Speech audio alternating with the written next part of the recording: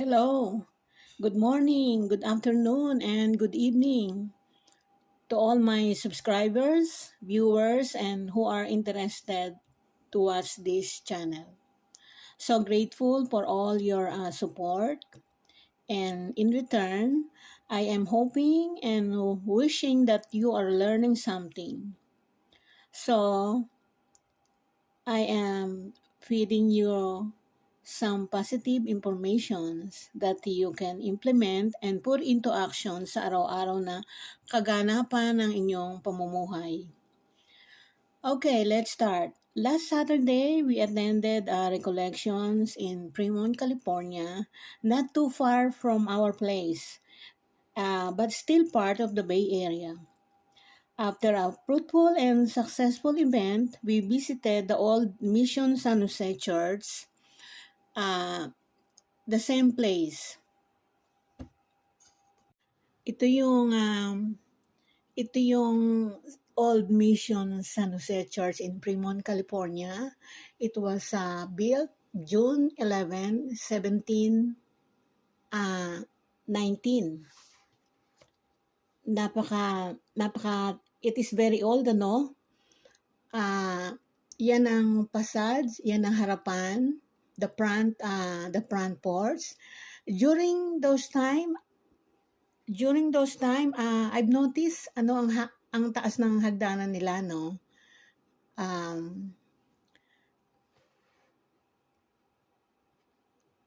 Yan ang harap. Mataas ang hagdanan nila, no.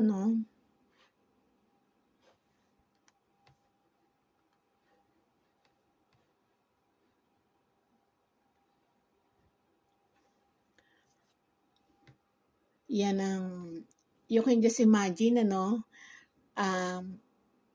matatag pa ngayon kasi they mini-maintain nila nga dahil nga ang California ay very prone sa earthquake.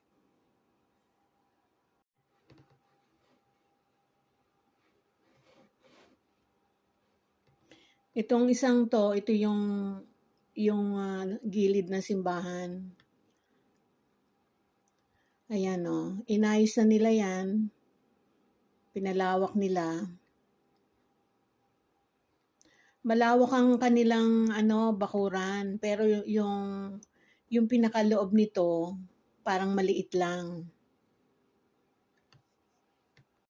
Ito naman yung gilid ng simbahan. So sa gilid ng simbahan, meron din silang malawak na parang it's not a playground, yung pwede mong pasyalan, pwede mong ikutan kung if you are meditating and you are silently doing your prayers.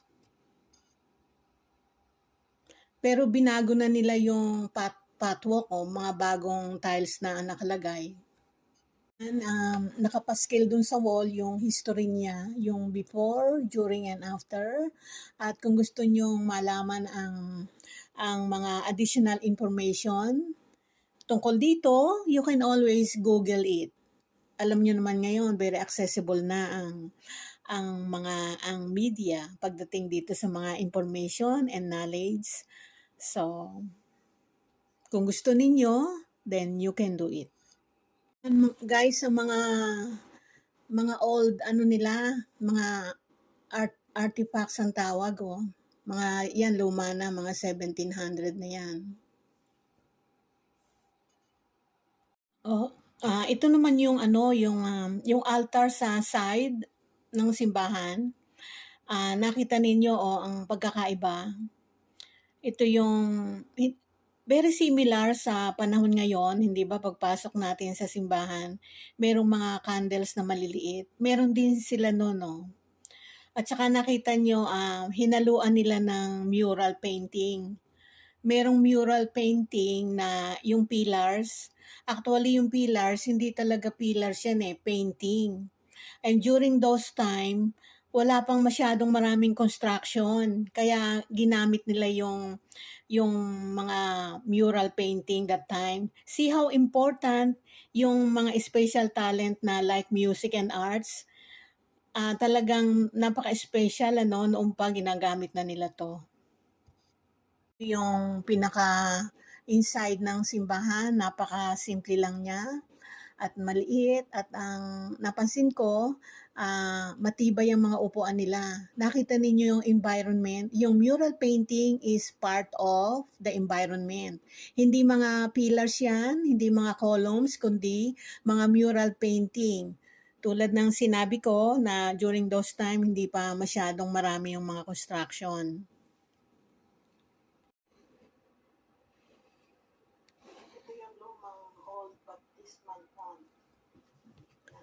Ayan yung ano, yung maliit lang siya, no? Oh, ito yung pinaka-loob, pinaka-center. Maliit lang talaga siya, no? Oo, napakasimple lang. Yan yung sa labas ng simbahan. Makita nyo, meron ding mga nakalibing dyan. Oh, napakasimple din, ano? Paglabas nyo, pwede rin kayong parte na yan ng ano nung lumang simbahan, yung mga gilid, yung mga tabi-tabi diyan, mga right, left, east and west ng simbahan. Yan ang pinakakabuuan ng simbahan, ng lumang simbahan that was built June 11, 1797. Yan. Napakasimple lang ng mga frame nila, no? At saka napakatahimik, parang very cool ang place. Matibay lahat yan. Maliit lang pero matibay ang mga wood, ang mga tiles. Kaya kung gusto nyong malaman pa, if you want to know some information about this, you can always Google it.